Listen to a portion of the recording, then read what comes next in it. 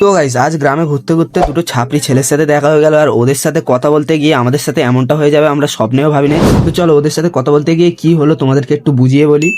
তো গাইস আজ বিকেলে আমি একা একা ঘুরতে ঘুরতে এই দুটো ছাপরি ছেলের সাথে দেখা হয়ে গেল, তখনই আমি আমার ক্যামেরা অন করে এদের ভিডিও করতে লাগলাম দূর থেকে, কারণ এই রকম চুলের কালার আমাদের গ্রামে কেউ করে না। আর হ্যাঁ, মেয়েরা নাকি ছাপরি ছেলেদের পছন্দ করে, এটা কিন্তু সত্যি।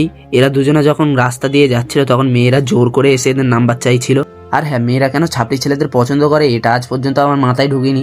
আর রাস্তা দিয়ে যত লোক যাচ্ছিল সবাই কিন্তু এদের দিকে তাকাচ্ছিল, কারণ গ্রামেতে এইরকম চুল কেউই কালার করে না। আর সত্যি বলতে আমারও এদেরকে খুব ভালো লাগছিল, এদেরকে যেমনটা দেখতেও সুন্দর তেমনটা চুলের কালারও খুব ভালো করেছে। তো এদের সাথে এবারে গিয়ে কথা বলার চেষ্টা করব, দেখবো আমাকে পাত্তা দেয় কিনা। তো চলো ওদের কাছে গিয়ে দেখি।